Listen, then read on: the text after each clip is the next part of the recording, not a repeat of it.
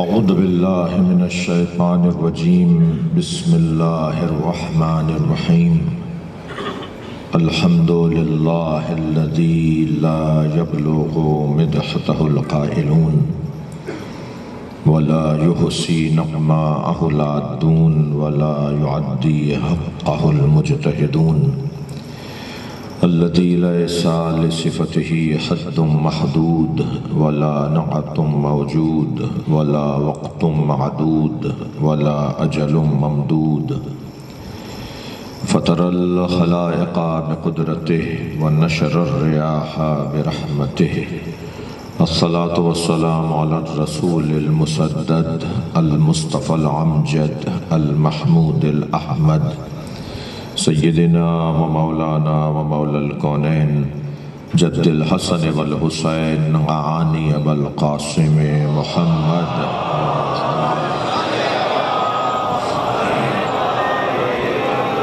وآلہ الطیبین الطاہرین المعصومین الذین قال اللہ انما یرید اللہ لیذہب عنکم الرجس اہل البیت وَيُطَهِّرَكُمْ تَطْهِيرًا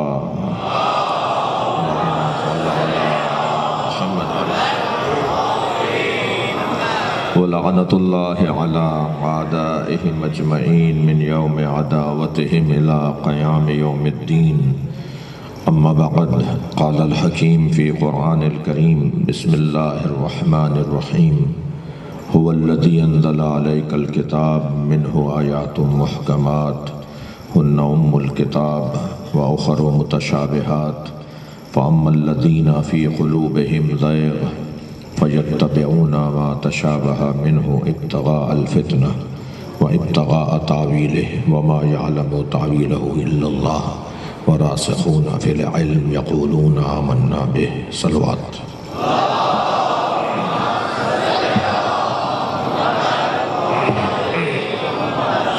ایک اور بلند صلوات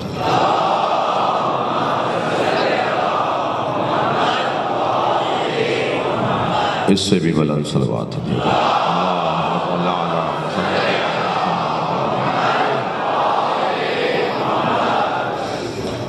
سورہ مبارکہ آل عمران ہے، آیت کا نشان 7 ہے۔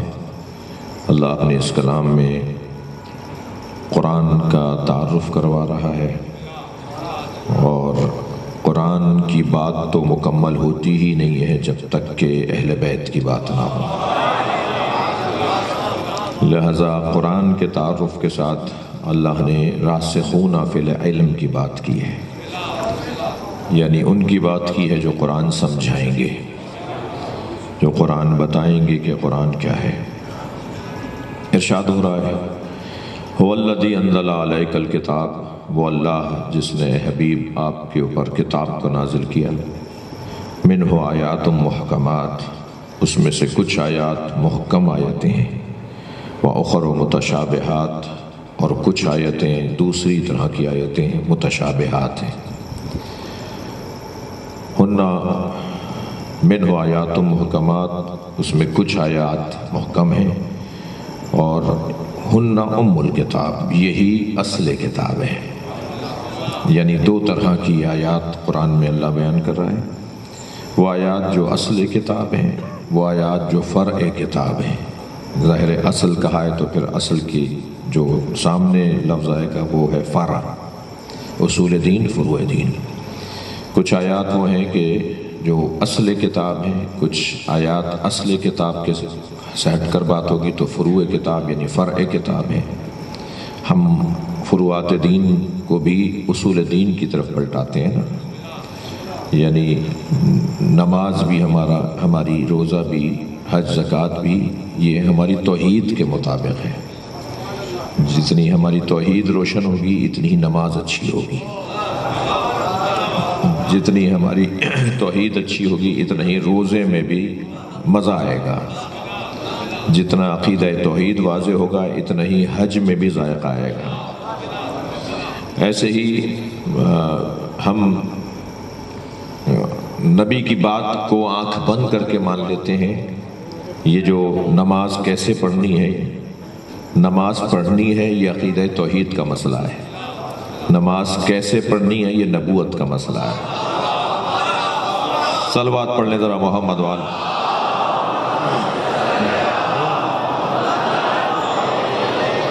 صلو کما رأیتمونی اصلی، نماز ایسے پڑھو جیسے مجھے پڑھتے ہوئے دیکھ رہے ہو۔ تو نماز تو اللہ کی ہے مگر طریقہ مصطفیٰ کا ہے، سجدہ اللہ کا ہے مگر انداز سجدہ نبی کا ہے۔ اللہ کا شکر بھی ادا کرنا ہے تو اپنی مرضی سے نہیں کرنا، اس کا شکر کا بھی ڈھنگ نبی بتائیں گے، طریقہ نبی بتائیں گے، ٹھیک ہے؟ تو نماز تو مسئلہ توحید کا ہے مگر طریقہ نماز مسئلہ نبوت کا ہے۔ توجہ چاہوں گا۔ پھر اسی طرح نماز میں ایک سورہ ایسا ہے، یہ ابتدائی بیان ہے اور آپ توجہات میرے ساتھ ہیں تو یہی چند مسئلے ان بچوں جوانوں کے لیے ذرا روشن ہوتے چلے جائیں۔ نماز میں ایک سورہ ایسا ہے جسے اگر کوئی نہیں پڑھے گا تو اس کی نماز باطل ہے، صرف ایک سورہ ایسا ہے، باقی سوروں میں اختیار ہے کہ آپ نماز میں سارے کوئی بھی سورے پڑھ لیں مگر ایک سورے میں اختیار نہیں ہے، اور وہ ہے سورہ الحمد۔ لا صلاۃ الا بفاتحۃ الکتاب، نماز ہی باطل ہے اس کی جس نے نماز میں سورہ فاتحہ نہ پڑھی ہو، نماز ہی نہیں ہے اس کی مگر ہے تو سورہ فاتحہ کے پڑھنے سے ہے۔ تو سورہ فاتحہ 7 آیتوں پر مشتمل سورہ ہے، مگر اس 7 آیتوں والے سورے میں اللہ نے توحید کو بھی بیان کیا ہے، نبوت کو بھی بیان کیا ہے، اللہ نے عدل کو بھی بیان کیا ہے، مالک یوم الدین ذہن میں رہے جی، مالک یوم الدین اسی سورے میں اللہ نے عدل الہی کو بھی بیان کیا ہے، اسی سورے میں اللہ نے نبوت کو بھی بیان کیا ہے، اہدنا الصراط المستقیم، نبوت کو بھی بیان کیا ہے، اور اسی سورے میں اللہ نے امامت اور ولایت کو بھی بیان کیا ہے، غیر المغضوب علیہم ولا الضالین۔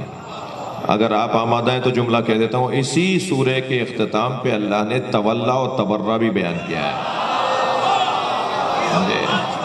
جی، صراط الذین انعمت علیہم، یہ ہے تولا، صراط الذین انعمت علیہم، ان کا رستہ جن پر تو نے اپنی نعمتیں نازل کی ہیں۔ کیسے ممکن ہے ہم کہہ رہے ہوں ان کا رستہ اور ان کا کوئی تصور ہی نہ ہو؟ جن کے رستے پہ قائم رہنے کا، کن کا رستہ؟ جن پہ تو نے اپنی نعمتیں نازل کی ہیں۔ تو جن پر تو نے اپنی تو اتنا تو پتا ہونا، مسلمان 1400 سال سے پڑھ رہا ہے، اسے نہیں پتا کہ کن پہ نعمتیں نازل کی ہیں؟ توجہ ہے حضرات کی؟ یعنی مسلمان ساری زندگی سے پڑھتے آ رہے ہیں انعمت علیہم، ان کا رستہ جن پہ تو نے اپنی نعمتیں نازل کی ہیں، اور مسلمان کو یہ نہیں پتا کہ کن پر اللہ نے اپنی نعمتیں نازل کی ہیں جی۔ تو بس جن پر اللہ نے اپنی نعمتیں نازل کی ہیں ان کی شناخت یہ ہے تولا، غیر المغضوب علیہم ولا الضالین، اور جن پہ تو غضبناک ہوا اور جو گمراہ تھے جی، غضبناک، مغضوب، ولا الضالین، جو گمراہ تھے، ان کا رستہ نہیں چاہیے۔ تو اور تبرہ کسے کہتے ہیں؟ میرے سنی بچوں، میرے عزیزوں، میری جان، صلوات پڑھیں ذرا محمد والا۔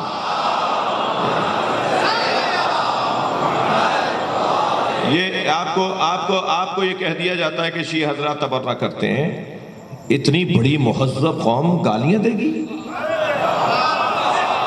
اتنے پڑھے لکھے لوگ، اتنے قابل لوگ دنیا کے اندر، ایسے ایسے معتبر لوگ جو علی ولی اللہ تک کلمہ پڑھتے ہیں، جو ہاتھ کھول کے نماز پڑھتے ہیں، وہ کیا پوری قوم کو گالیوں پہ لگایا؟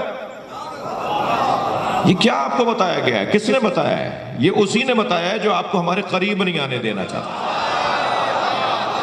ناراض نہ ہوئیے گا، میں ایک بات تو میرا حق ہے نا میں کروں۔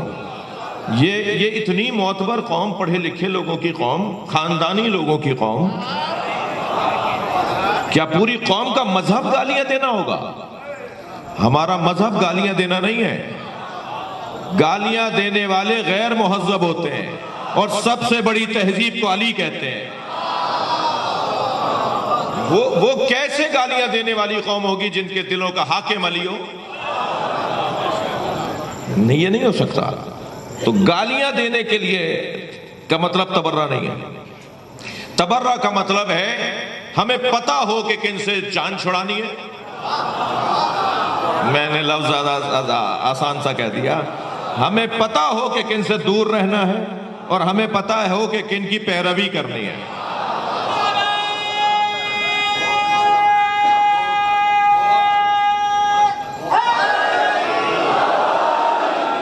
جن کی پیروی کرنی ہے ان کی پیروی کو تولا کہتے ہیں، اور جن سے دور دور رہنا ہے ان سے دور رہنے کو تبرہ کہتے ہیں. اور تبرہ بھی تولا بھی بغیر لاجک کے نہیں ہے. کوئی رشتہ داری نہیں ہے، کوئی خاندان پرستی نہیں ہے. ساری شیعہ قوم کوئی خاندان مانتی ہے. ہم خاندان بھی اگر کسی خاندان کو بھی مانتے ہیں تو اس خاندان کو مانتے ہیں جس خاندان پہ اللہ نے نعمتیں نازل کی. صلوات پڑھیں محمد و آلہ.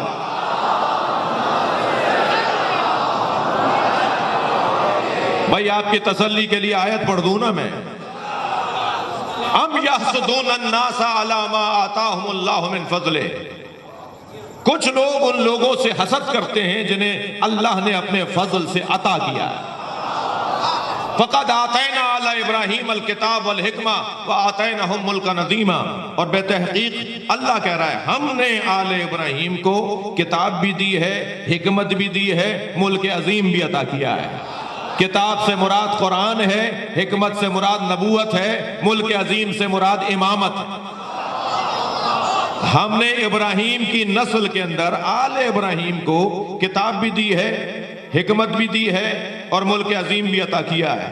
میرے معصوم امام اپنے سینے پہ ہاتھ رکھ کے فرماتے ہیں ہم ہی تو وہ صاحبان ملک عظیم ہیں جن کی مملکت کسی بارڈر کی محتاج نہیں ہے.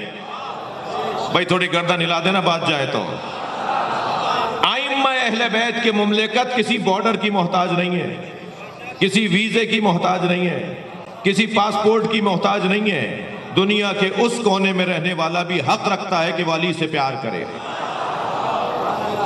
دنیا کے اس کونے میں رہنے والا بھی حق رکھتا ہے کہ امام حسین کا ذکر کرے. اس سے زیادہ مضبوط حکومت اور کیا ہوگی؟ اس سے زیادہ مضبوط حکومت اور کیا ہوگی کہ کہیں بھی رہتے ہو مگر تمہارے دلوں کا حاکم علی اور حسین ہے. ملک عظیم. اللہ نے اس گھرانے کو نعمتوں سے نوازا ہے. لہذا مولا علی اپنے طرف اشارہ کر کے فرماتے ہیں نحنو محسودون الذین فی الآیہ. یہ جو آیت کے اندر محسود جن سے حسد کیا جائے گا ہم ہی وہ اہل بیت ہیں جن سے اللہ قرآن میں جن کے بارے میں بتا رہا ہے کہ جن سے لوگ حسد کریں گے. جی حسد کس سے ہوتا ہے؟ حسد کا مطلب کیا ہے؟ حسد کی تعریف کروں؟ کم سے کم مولا علی کے چاہنے والے اور اہل بیت کے چاہنے والے ایک دوسرے سے حسد نہیں کرتے.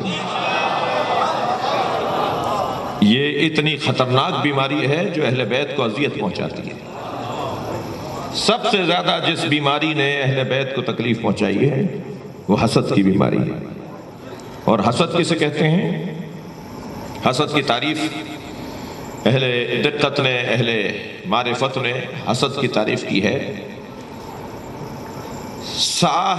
صاحب نعمت سے آرزوئے زوال نعمت.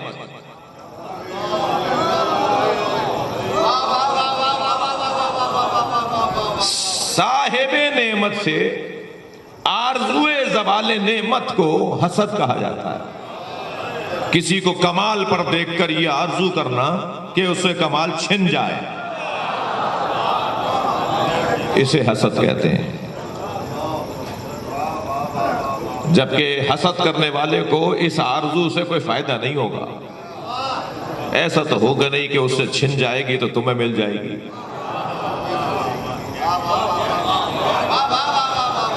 تھک رہے ہیں میری باتوں سے آپ؟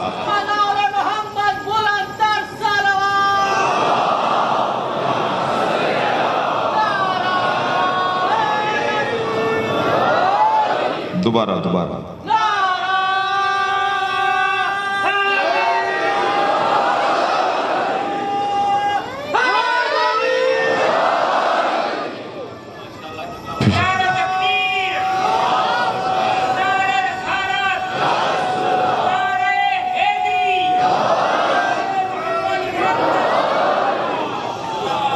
بلند تر صلوات پڑھ لیں اللہم صل علی محمد محمد۔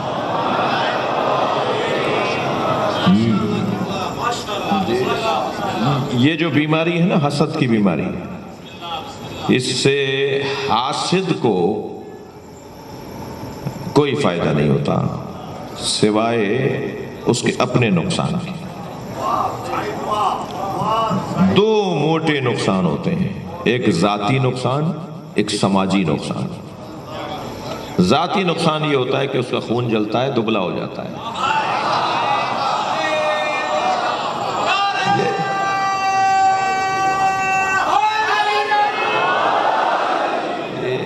خون جلا رہے ہو تم، خون جلا رہے ہو۔ کوئی کسی کی قبر میں نہیں جائے گا، کوئی کسی کی روٹی نہیں کھاتا، ہر شخص اپنا رزق رکھتا ہے، اور کوئی کسی اور کی قبر میں جا کے جواب نہیں دے گا۔ صحیح ہے، سب کو مرنا اور سب کو قبر بھی اپنی اپنی ہی ملنی ہے، اور یہ بھی دعا کریں کہ قبر مل جائے، ورنہ تو سمندروں میں ابھی آپ نے دیکھا کتنی بڑی کشتی ڈوب گئی جی، اور آپ نے 2 دن پہلے دیکھا کہ نواب شاہ میں کیا ہوا۔ بعض مسافروں کے تو اعضا ہی منتشر ہو گئے، جو تصویریں، جو ویڈیوز، جو رپورٹس آ رہی ہے۔ ہمارا فلاحی ادارہ بھی وہاں خدمت کر رہا تھا، ایکیوٹی، وہاں رضاکار ہمارے کام کر رہے تھے، تو وہ خود بھی جو انہوں نے قریب سے دیکھا ہے وہ بیان کے قابل نہیں ہے۔ بہت بڑا سانحہ ہے، اور میں نہیں جانا چاہتا اس کے اوپر کہ اس سانحے میں کوتاہی تھی۔ یہ حادثہ نہیں تھا، یہ جرم تھا۔ جی وہ ریلوے ٹریک جو تھا، جب مینٹین نہیں رکھیں گے، مینٹیننس نہیں ہوگی، جب اس کی دیکھ بھال نہیں ہوگی تو کہیں سے بھی وہ ناقص رہ جائے گا، کمزور ہو جائے گا، اور جب اس پہ وزن آئے گا تو وہ ٹوٹ جائے گا، ٹوٹے گا تو ڈبے ایسے ہی ہوگا جو ہوا۔ مگر میں تو کبھی کبھی مایوس تو نہیں ہوں، لیکن کبھی کبھی اپنے ملک کے حالات کو اور معاملات کو اور اداروں کی ناقص کارکردگی کو، مجرمانہ غفلت کو جب دیکھتا ہوں تو کبھی ایسا لگتا ہے کہ یہ عوام کو انسان نہیں مانتے، جی بلکہ لفظ اور بہتر کروں، انسان نہیں، جاندار نہیں مانتے، ورنہ اپنے گھر کے کتوں کا یہ اتنا خیال کرتے ہیں، یہ اپنے گھر کے جانوروں کا انسانوں سے زیادہ خیال کرتے ہیں، اپنے طوطوں کا، اپنے کبوتروں کا، اپنے پرندوں کا، اپنے جانوروں کا یہ انسانوں سے زیادہ خیال کرتے ہیں۔ کوئی ایک ادارہ مجھے بتا دیجئے تو میں آپ کے منہ میں لڈو ڈال دوں کہ جو ملک میں ادارہ وہ صحیح کام کر رہا ہو، کوئی ایک ادارہ بتا دیجیے۔ سرکاری ریاستی ادارے ہیں اور ذاتی بنیادوں پہ چل رہے ہیں۔ جی کڑوی بات سن لیجئے بھائی، اب جب آپ کے پاس مائک آئے تو میرے خلاف بول دیجئے گا۔ جی میں ان سے ہی بات کر رہا ہوں جنہیں برا لگے گا۔ آپ کو کیوں برا لگے گا؟ مظلوم کے ماننے والے بیٹھے ہیں، مظلوم کے ماننے والوں کو ظلم کے خلاف بولنا برا نہیں لگتا۔ صلوات پڑھ لیں محمد و آل محمد۔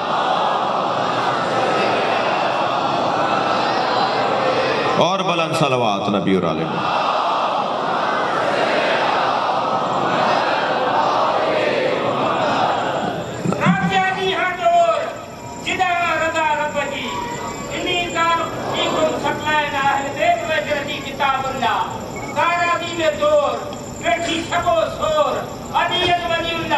امیر المومنین امام المتقین فاتح حیدر علیہ السلام دے اولاد جو پنج نعرہ پنجتنے سوا لکھ نعرہ ہے۔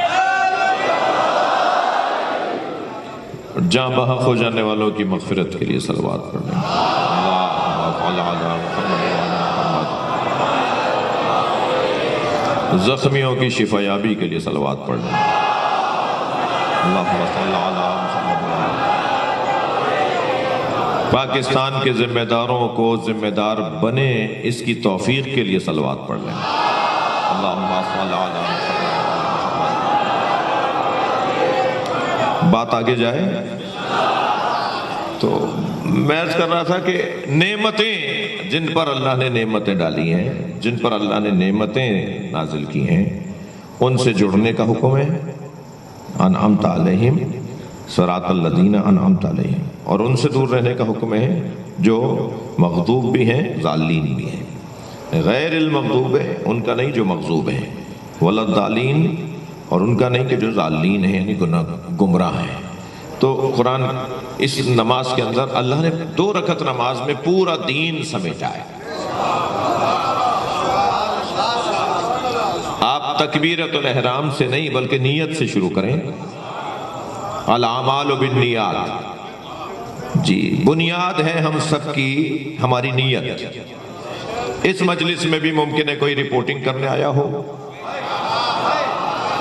کہ بھئی دیکھیں مجمع کتنا ہے، کہیں لکھ کے بھیجنا ہے شہنشاہ حسین نقوی کیا پڑھ رہے تھے اور حیدرآباد کے کون کون معتبر لوگ مجلس میں آئے، اور اب ان کا صرف کام یہ ہے کہ کسی طرح وہ رپورٹنگ کریں۔ تو نیت تو یہ بھی ہے، اور وہ بھی آئے ہیں کہ جو رپورٹنگ چاہتے ہیں مگر سیدہ کے سامنے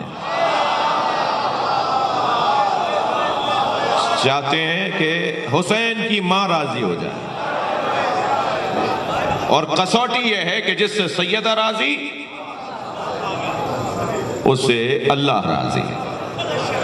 تو یہ نیتوں کا معاملہ ہے، ہر شخص کی اپنی نیت ہے۔ تو یہ نیت سے دین شروع ہو رہا ہے، اور پھر آپ پوری 2 رکعت نماز کے اندر خلاصہ دیکھیں گے۔ آپ کا شوق مجھے کہہ رہا ہے کہ میں 2-3 جملے اور کہوں۔ اس 2 رکعت نماز کے اندر روزہ بھی ہے۔ کیسے؟ جب تک نماز رہے گی کھانا پینا حرام۔ بھائی جن کو بات اچھی لگ رہی ہو وہ گردن ضرور لائیں۔ اس 2 رکعت نماز کے اندر جب تک نماز رہے گی کھانا پینا حرام، جیسے حالت روزہ میں کھانا پینا حرام۔ تو یہ 2 رکعت نماز ہے، روزے کو بھی کور کر رہی ہے۔ پھر نماز کے بعد روزہ، روزے کے بعد نماز، روزہ، حج، اس کے اندر ایک ایک کر کے بتانا، حج اس کے اندر 2 رکعت نماز کے اندر حج بھی ہے۔ نماز ہی نہیں ہے جب تک کہ کعبہ تصور میں نہ آئے، صحیح ہے؟ زکوٰۃ 2 رکعت نماز کے لیے لازم ہے کہ کپڑے بھی زکوٰۃ ادا شدہ ہو۔ جہاں 2 رکعت نماز پڑھ رہے ہیں وہ جگہ بھی مزکا ہو، زکوٰۃ ادا شدہ ہو۔ توجہ کر لیا آپ نے؟ آگے تم سنا رہے تھے سبق۔ زکوٰۃ کے بعد خمس، نماز کے بعد روزہ، حج، زکوٰۃ، خمس ہے 5واں مال میں سے بچا ہوا 5واں حصہ۔ کھا پی لیا، خوب آرام سے زندگی گزار لی، جو شان شوکت کے مطابق ہے وہی زندگی، اور پھر بچ گیا تو اس میں سے 5واں۔ ایک صاحب کہنے لگے مولانا خمس دے دیا تو بچے گا کیا؟ تو بھائی تم پھر 4 دے دو، 5واں تم رکھ لو۔ 5واں حصہ دینے میں بھی دم نکل رہا ہے، اور یہ کس نے کہا ہے کہ مولوی صاحب کو دیں؟ ہمارے ہاں بڑی عجیب نفسیات ہے، جب ہم خمس کی بات کرتے ہیں تو فوراً مولانا کا اپنا مطلب ہے کوئی۔ ہمارا کوئی اپنا مطلب نہیں ہے۔ اپنے علاقے کی مسجد کی ٹوٹیاں ٹھیک کروا دیجئے، اپنے علاقے کے امام بارگاہ کی چھت ٹپک رہی ہے اسے ٹھیک کروا دیجئے، آپ کے محلے میں جو مدرسہ ہے اس کا دروازہ گر گیا اسے ٹھیک کروا دیجئے۔ کب کہا ہے بھائی ہم نے کہ ہمیں دے دیجئے آپ؟ بلکہ جو وصول کرتے ہیں اور حساب دینے کے پابند ہوتے ہیں وہ تو آپ کی ذمہ داری اپنی گردن پہ لے رہے ہیں، ان کا تو ممنون ہونا چاہیے کہ وہ آپ کی ذمہ داری اپنے اوپر لے رہے ہیں۔ خمس، آگے جہاد فروعات دین کے اندر وہ بھی نماز میں۔ توجہ چاہوں گا، جہاد کیسے فروعات دین میں ہے؟ جہاں پیش نماز کھڑے ہو کر، توجہ ہے میرے ساتھ، جہاں پیش نماز کھڑے ہو کے نماز پڑھاتا ہے نا اسے کہتے ہیں محراب۔ محراب عربی زبان کا لفظ ہے مقام حرب، حرب کہتے ہیں جنگ کو، جہاد کو، لڑائی کو۔ حربوں کا حربی، سلموں کا سلمی۔ نبی نے کیا فرمایا؟ یا علی تم سے لڑنا مجھ سے لڑنا ہے، تم سے دوستی مجھ سے دوستی ہے۔ حرب کہتے ہیں لڑائی کو، جنگ کو، جہاد کو، تلوار چلانا، مقابلے سے مقابلہ کرنا، دشمن کا مقابلہ کرنا. اور محراب یعنی مقام حرب، مقام جہاد. جو 2 رکعت نماز کے لیے اپنے اوپر قابو نہیں پا سکتا، وہ کافر کے سینے پہ کیسے چڑھے گا؟ وہ دشمن کو کیسے مارے گا؟ یہاں جہاد بھی ہے. جہاد امر بالمعروف نہی عن المنکر، اس کے اندر امر بالمعروف بھی ہے، نہی عن المنکر بھی ہے. امر بالمعروف کیسے ہے؟ معروف کا اگر میں جب تک معروف کی تعریف نہیں کروں گا اس وقت تک امر سمجھ میں نہیں آئے گا. منکر کی تعریف نہیں کروں گا اس وقت تک نہی عن المنکر بھی سمجھ میں نہیں آئے گا. تو تھوڑا سا مجھے سہارا دیجئے. معروف کسے کہتے ہیں؟ معروف سمجھ میں آ جائے گا تو اس کا امر بہت لذیذ ہو جائے گا. منکر سمجھ میں آ جائے گا تو اس سے بچنا لذیذ ہو جائے گا. بھائی صلوات پڑھیں محمد و آل محمد پر.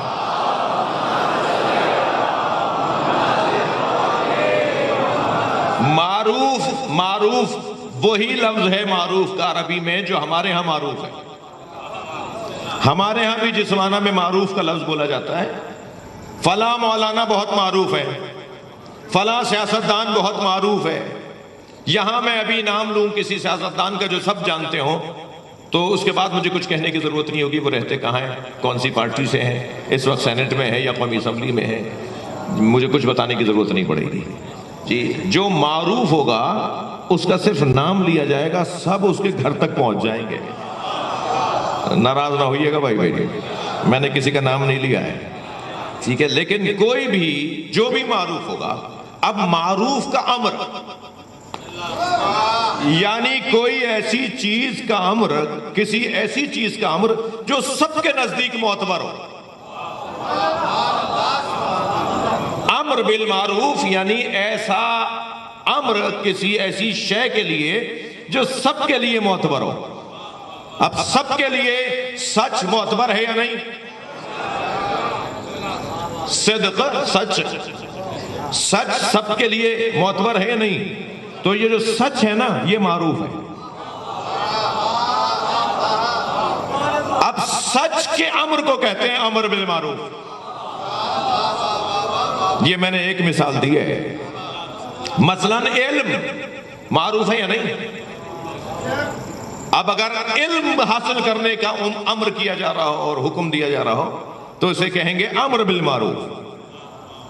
علم حاصل کرنے کا امر معروف کے لیے، معروف جو سب کے نزدیک معتبر ہو. توجہ چاہوں گا، یعنی اندر سے آواز آئے کہ یہ صحیح کہہ رہے ہیں. اب مجھے آپ بتائیے، علم معروف، سچ معروف، توجہ چاہوں گا، عزت معروف، غیرت معروف، شجاعت معروف، سخاوت معروف، تو کہہ نہیں دوں علی معروف.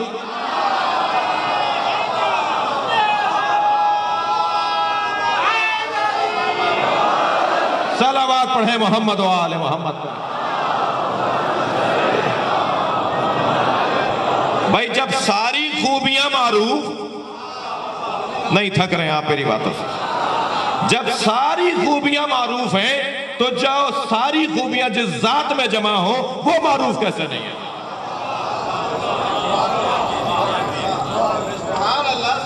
معروف کا امر یعنی معتبر چیز کا امر، مسلم چیز کا امر. اچھا اگر کسی کے نزدیک مسلم نہ ہو جی تو اس کو ڈھونڈا جائے گا کہ وہ کون ہے. مثلا اگر سچ کسی کے نزدیک اچھا نہ ہو تو ہم سچ کے اوپر تحقیق کریں گے یا اس میں کہ جس کے نزدیک سچ صحیح نہیں ہے؟ بولیے بھائی، بات کیجئے نا جی. اگر کوئی کہے جی میں سچ کو نہیں مانتا تو آپ سچ کے اوپر تحقیق بیٹھا دینی چاہیے. یونیورسٹی کے اندر فیکلٹی بنا دو، یونیورسٹی کے اندر کوئی تحقیق اور ریسرچ کا شعبہ بنا دو کہ سچ کے اوپر اب تحقیق ہونی چاہیے کہ سچ ٹھیک ہے یا نہیں. بھائی بے وقوفی کر رہے ہو، سچ کے اوپر تحقیق نہیں ہوگی کیونکہ 4 آدمیوں نے کہہ دیا ہم سچ کو نہیں مانتے.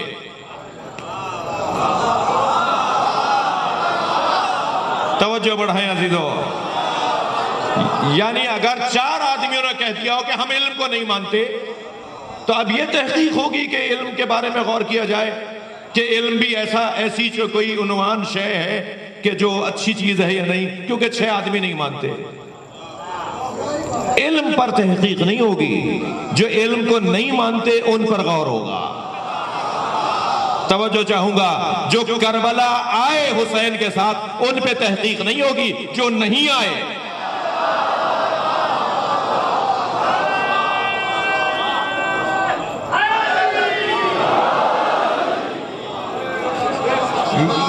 مجھے اطمینان اس بات کا ہے کہ میری بات منتقل ہو گئی۔ امر بالمعروف اور کیا؟ نہیں عن المنکر۔ جی، منکر سے نہیں کرنا۔ منکر کیا ہے؟ منکر نکرہ کے خاندان کا لفظ ہے مولانا، یعنی غیر معروف۔ معروف کی ضد ہے منکر۔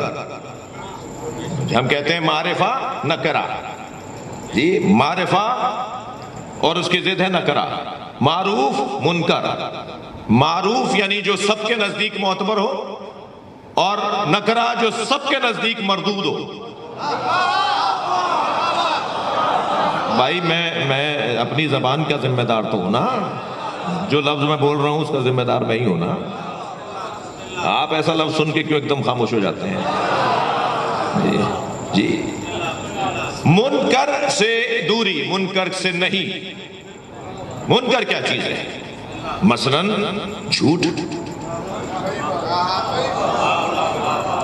دنیا میں کوئی لا کے دکھائیے جو جھوٹ کو اچھا سمجھتا ہو۔ حتیٰ سارے جھوٹے جھوٹ کو برا کہتے ہیں۔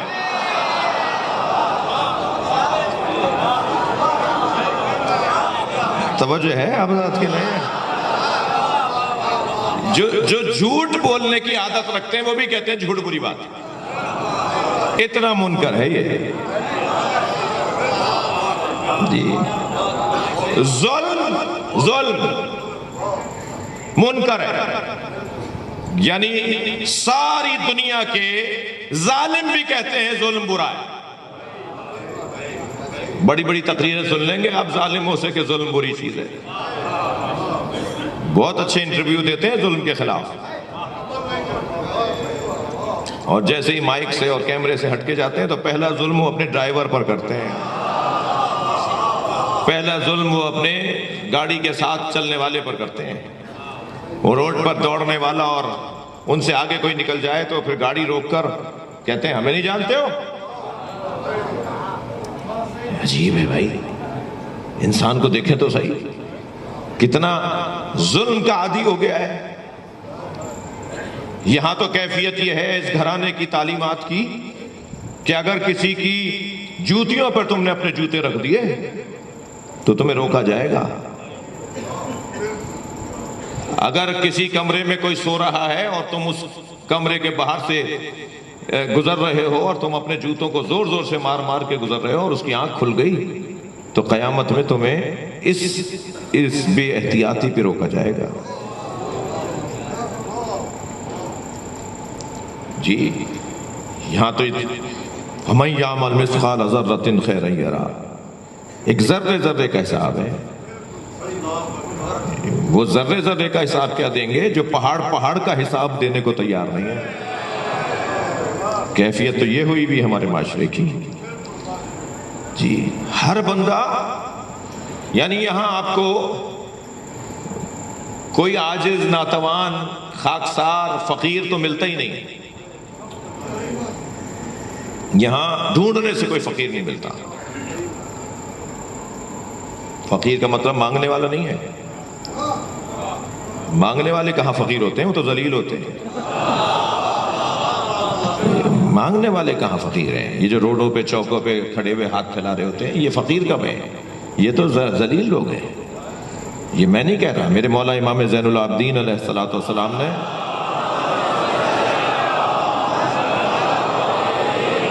جب منی کی سرزمین پہ دیکھا کہ سارے حاجی اللہ سے مناجات کر رہے ہیں اور ایک فقیر ہے کہ جو فقیر بے معنی ذلیل، جس معنی میں کہہ رہا ہوں، وہ لوگوں سے مانگ رہا ہے، سکے مانگ رہا ہے، ٹکے مانگ رہا ہے، تو امام نے اس کے قریب گئے اور حضرت نے فرمایا یہ سارے لوگ جن سے تم مانگ رہے ہو یہ سب مانگنے آئے ہیں۔ یہ کون سی عقل مندی ہے کہ انہی سے مانگ رہے ہو جو خود مانگنے آئے ہیں؟ تم بھی اسی سے مانگو جس سے یہ مانگنے آئے ہیں۔ تو یہ جو مانگنے والے لوگ ہیں یہ فقیر نہیں ہیں، ہمارے معاشرے میں فقیر نہیں مل رہا ہے۔ میں اپنے آپ کو پہلے اوصیکما و نفسی، پہلے اپنے آپ کو، پھر میں آپ سے عرض کر رہا ہوں، مولا حسین کے نام پر فرش پر بیٹھنے والے ارادہ کریں، طے کریں، نیت کریں کہ ہم فقیر بن کے رہیں گے۔ کیا مطلب ہے فقیر بن کے رہیں گے؟ یعنی تکبر نہیں کریں گے۔ فقیر کا تعارف یہ ہے کہ جو تکبر نہ کرتا، یعنی مختصر تعارف یہ ہے فقیر کا، میں نے ابھی کہا نا کہ فقیر مل نہیں رہے، فقیر کا مختصر تعارف یہ ہے جو متکبر نہ ہو۔ جو متکبر ہے وہ فقیر نہیں ہے، اور جو فقیر ہے وہ متکبر نہیں ہے۔ اب تکبر کے جلوے برداشت کیجئے جی، آپ مجھے آ جائیں۔ تکبر کے جو جلوے ہیں نا، ان میں سے ایک جلوہ یہ ہے کہ گاڑی میں بیٹھ کر میں پیدل چلنے والے کو انسان ہی نہیں مانتا، مجھ سے آگے کون نکل جائے، جی مجھ سے تیز کیسے چلا گیا، پتہ نہیں وہ کس اس میں تھا، اس نے ہلکی سی گاڑی دبا دی، ہو سکتا ہے کہ وہ بے خیالی میں اسے ہینڈل تھوڑا سا مڑ گیا اور گاڑی اس کی دب گئی اور ہم سمجھے کہ ہمیں ٹکر مارنا چاہ رہا تھا، ہمیں دبا رہا تھا۔ اب جب تک اسے روک کر 2 4 6 تھپڑ نہیں مار لوں گا اور اسے ذلیل نہیں کر دوں گا روڈ کے اوپر، اب وہ پکار کے کہہ رہا ہے جی غلطی ہو گئی، مجھے معاف کر دو۔ اور یہ جب تک اسے ذلیل نہیں کر لے گا اس وقت تک اس کو چین نہیں آئے گا، سکون نہیں آئے گا۔ پیدل چلنے والے کو انسان نہیں مانتے، جھگی میں رہنے والے کو آدمی نہیں مانتے، ویٹروں کو ہوٹلوں میں جو کام کر رہے ہوتے ہیں وہ بھی کسی کے بیٹے ہیں، وہ بھی کسی ماں کی اولاد ہیں، ان کی بھی بیوی ہوگی، ان کی بھی بہن ہوگی۔ ایک 5 منٹ لیٹ چائے لانے پر جو اس کو ذلیل کیا جاتا ہے جی، اور جب تک اسے شرمندہ نہ کر دیا جائے، سوری سر معاف کیجئے دیر ہو گئی، مجھے معاف کر دیں، اور اگر تھوڑا سا اس نے کہہ دیا سر میں کہاں دیر ہوئی ہے، اتنا ٹائم تو لگتا ہے، بس قیامت، جب تک اب اس کی نوکری نہیں چھڑوائیں گے۔ بیچارہ 12,000 روپے کی تنخواہ پر تھا، اب اس نے صرف اتنا کہہ دیا کہ مثلا سوری نہیں کہا، اس نے کہہ دیا کہ میں زیادہ دیر نہیں ہوئی ہے، آپ نے مجھے کہا تھا آپ ٹائم تو دیکھیے، 5 منٹ میں لے آیا چائے، اتنی دیر تو لگے گی نا چائے بننے میں، تو جواب تم نے کیسے دیا مجھے؟ اب یہ وہاں سے اٹھیں گے، تمہارا مالک کون ہے؟ اب جائیں گے اس مینیجر تک اور مالک تک، اور جب تک اس بیچارے 12,000 10,000 روپے والی تنخواہ والے کو نکلوائیں گے نہیں، اس وقت تک انہیں چین نہیں آئے گا۔ تکبر، غرور۔ میرے مولا فرماتے ہیں خبردار تمہاری چال بتائے کہ تم علی والے ہو، تمہارا انداز بتائے کہ تم اس فقیر کے ماننے والے ہو جس کا فقر ہی تو اسے صاحب ولایت بنا گیا۔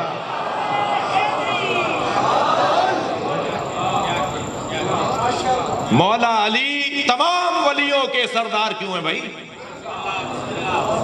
اب تک اگر میرے بچوں جوانوں کو شاہ لطیف کا فقر سمجھ میں آ گیا ہو، اب تک میرے بچوں جوانوں کو عبداللہ شاہ غازی کا فقر سمجھ میں آ گیا ہو، حضرت شہباز قلندر کتنے بڑے فقیر تھے یہ سمجھ میں آ گیا ہو، تو جان لو ان سارے فقیروں کے مولا کو علی کہتے ہیں۔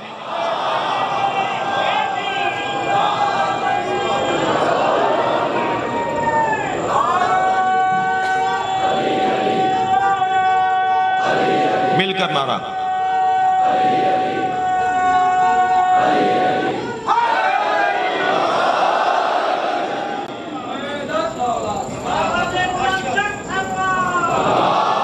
اللہم صلی علی محمد و آل محمد۔ ناراض تو نہیں ہو رہے آپ مجھ سے؟ میرا مولا مجھ سے راضی ہو جائے جی۔ منکر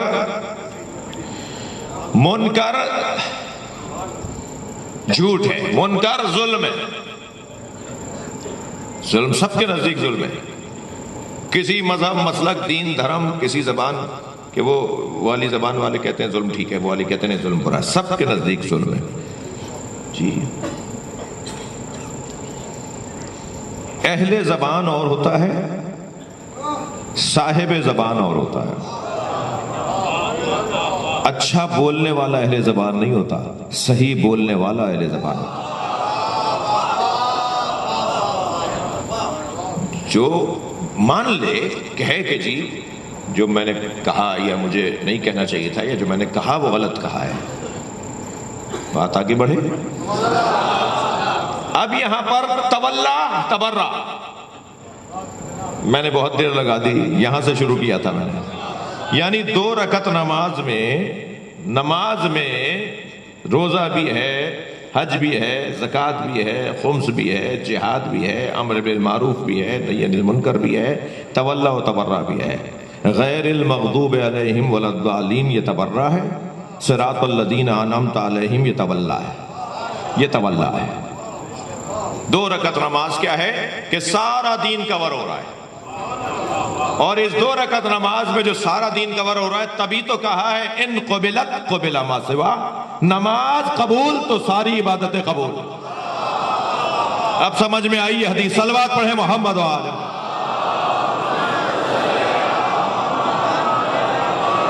اگر نماز رد تو ساری عبادتیں رد۔ ہم عزیزان گرامی اس گھرانے کے مرید ہیں، اور اس پر ہمیں فخر ہے، جتنا شکر کریں کم ہے۔ ساری دنیا کی نعمتیں چھین لی جائیں اور کہا جائے بس ولایت علی، تو سودا بڑا اچھا ہے کہ سب چھوڑ کر علی کو لے لیا جائے۔ اور مل کر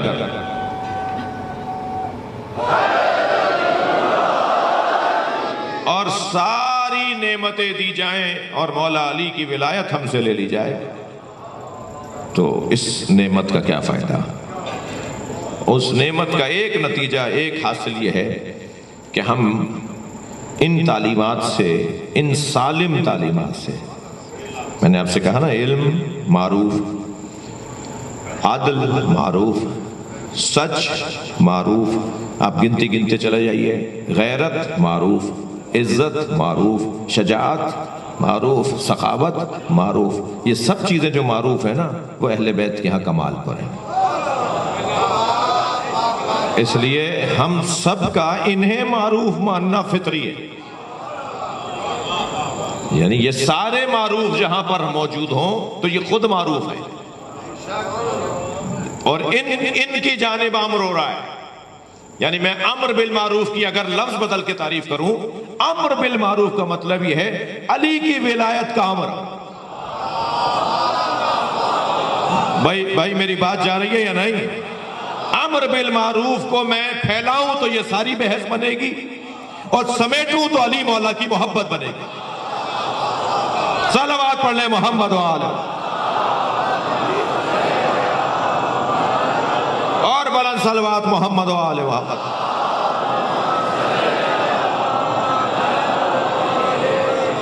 علی کی صداؤں، علی علی کی پکار، بڑو حسینہ وظیفہ زندگی دیدار، پنج نعرہ پنج کنی سوا لکھ نعرہ۔ ظلم منکر ہے اور عدل معروف ہے، عدل کا امر ہے اور ظلم سے نہیں ہے۔ یہ پیغام ہے امر بالمعروف اور نہی عن المنکر کا۔ کیسے ممکن ہے کوئی ظلم کا قصہ سن کے روئے اور پھر وہ ظلم کرے؟ کیسے ممکن ہے کوئی عدل کے جلوے ظہور امام کی صورت میں دیکھنا چاہتا ہو اور عدل کو خود انجام نہ دیتا ہو؟ ان مفاہیم کی طرف آمادگی کو ولایت کہتے ہیں۔ ایک مرتبہ ولایت علی کا مطلب یہ ہے کہ نعرہ لگایا، مولا کا نام سن کے مسکرا دیے، چہرے پہ روشنی آ گئی، چہرے پہ تراوٹ آ گئی، رونق آ گئی، یہ بھی ولایت کا جلوہ ہے۔ اور ایک مرتبہ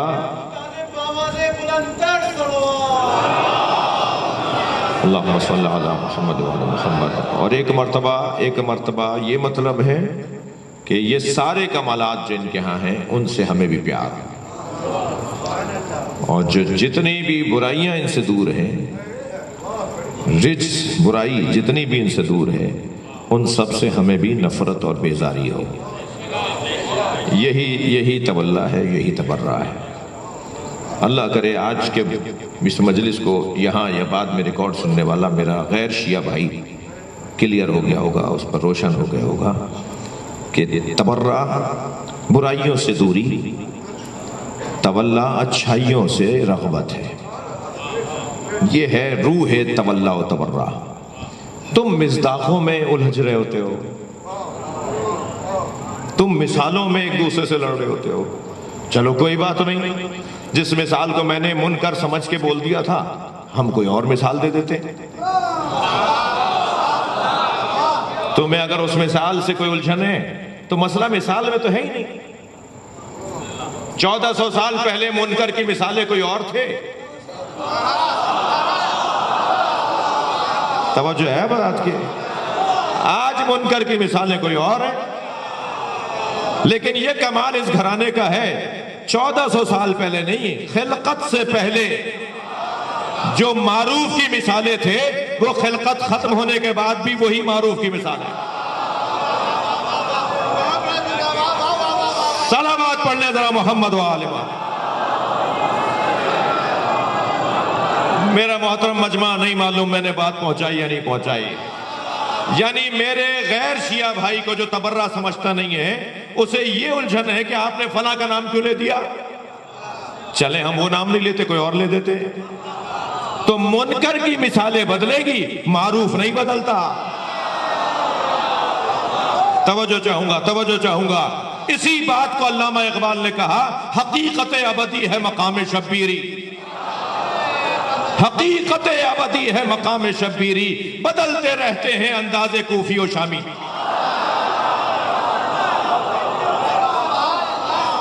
حسین نہیں بدلتا، کوفی بدلتے ہیں، شامی بدلتے ہیں۔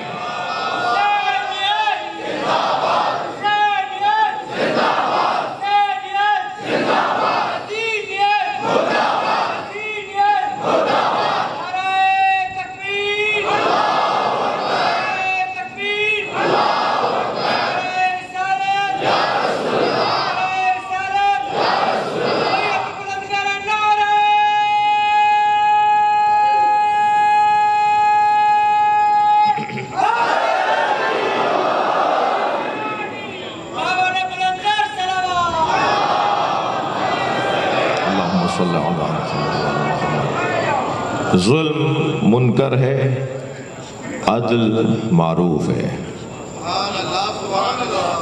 ہم اس ہونے والے ظلم پر روتے بھی اسی لیے ہیں کہ ہم نہیں تھے۔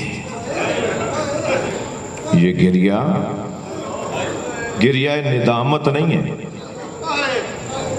یہ پشیمانی کا گریہ نہیں ہے، یہ گریہ حسرت کا گریہ ہے۔ یہ گریہ ندامت کا گریہ نہیں ہے کہ ہم تھے اس لیے رو رہے ہیں، یہ گریہ حسرت کا گریہ ہے کہ ہم نہیں تھے۔ ہم ہوتے تو حسین کے خیموں کو آگ نہ لگتی ہے۔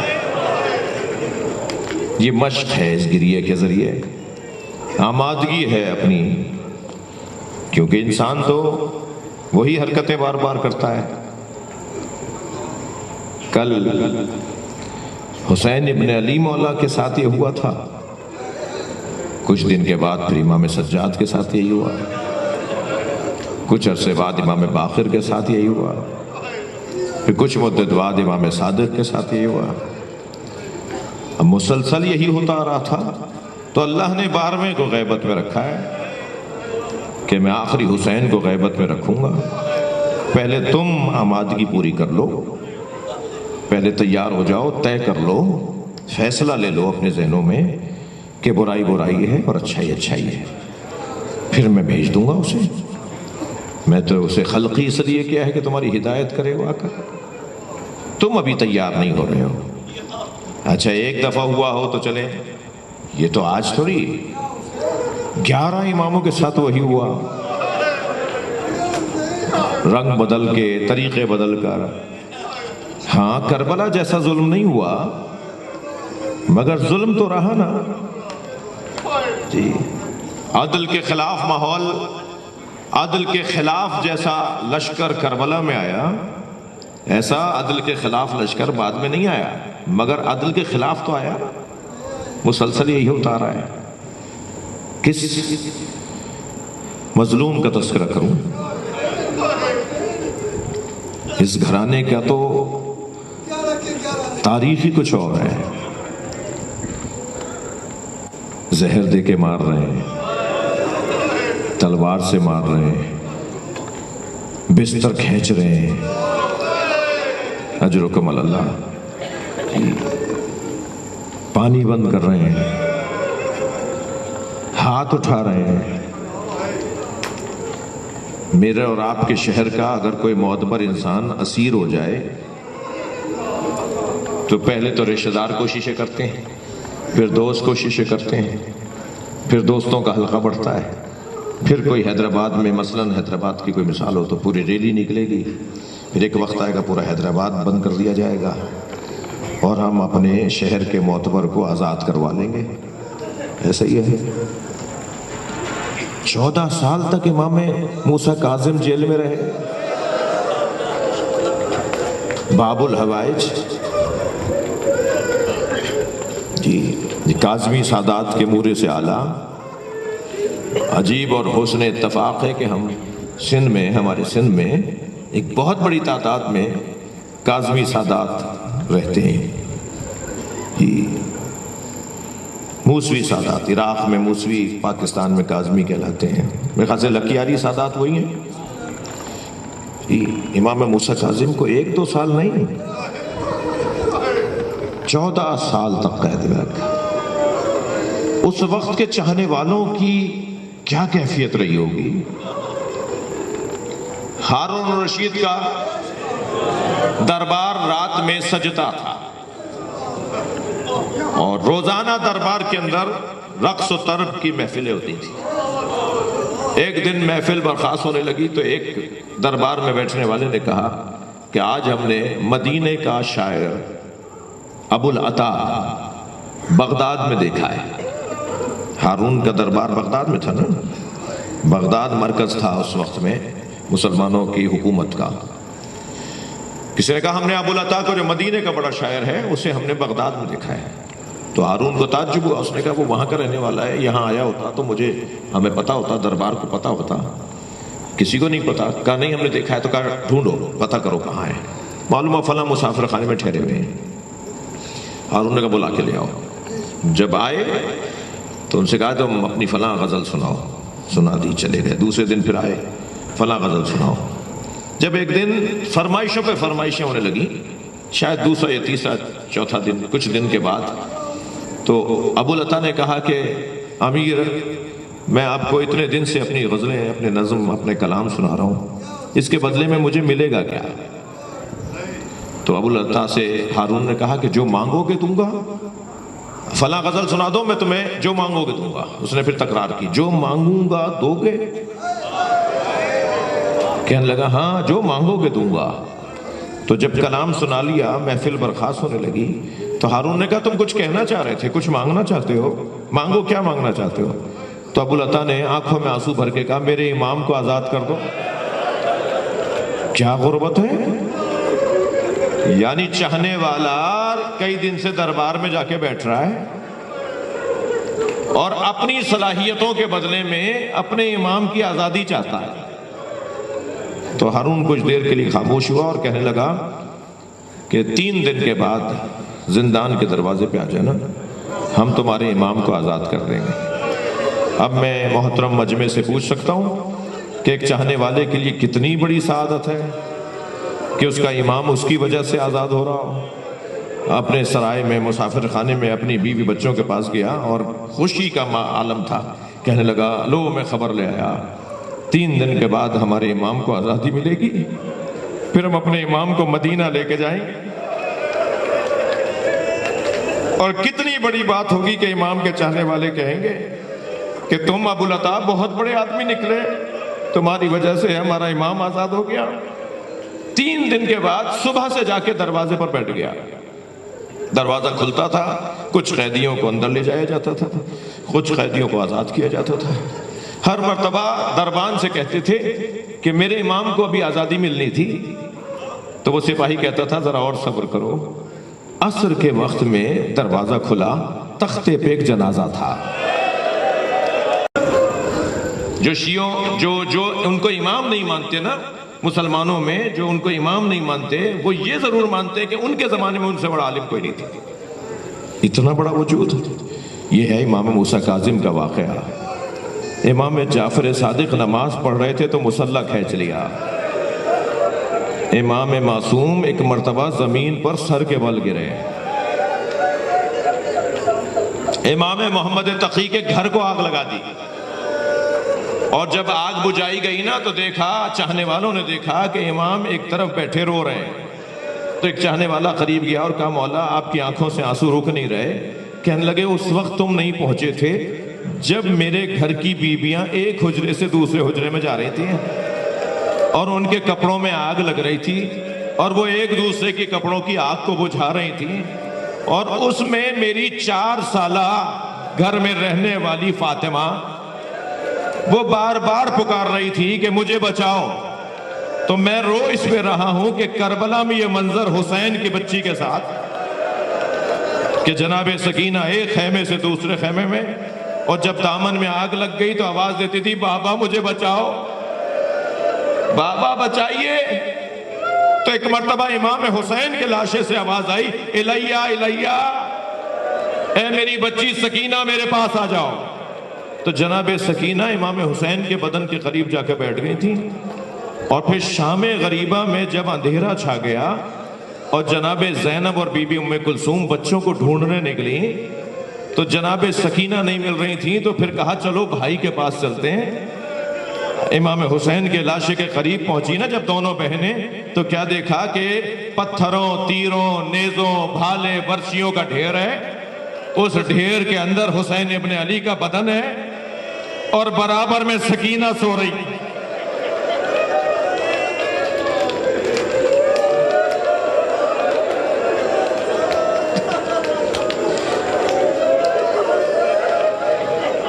پوچھا سکینہ کہاں سو رہی ہو؟ کبو بھی اماں جب مجھے تماچا مارا، جب میرے گوشوارے اتارے، جب میرے دامن میں آگ لگی، تو کوئی نہیں تھا جو میری مدد کرتا۔ تو اس لاشے سے بابا کی آواز آئی، یہ میرے بابا کا لاشا ہے۔ سلام ہو جناب زینب پر۔ فرمایا سکینہ بابا نے اور کیا کہا؟ پھوپھی اماں بابا نے کہا میرے شیعوں کو سلام کہنا، اور کہنا جب ٹھنڈا پانی پیو ہماری پیاس کو یاد کرنا۔ الا لعنت اللہ علی القوم الظالمین فسیعلم الذین ظلموا۔ یا اللہ ان آوازوں پر رحمت نازل فرما، رونے والوں کی توفیقات میں اضافہ فرما، ہم سب کی عاقبت بخیر فرما۔ امام زمانہ کے ظہور لے کر آئے ہیں، ہم سب فقیر ہیں، مانگنے آئے ہیں۔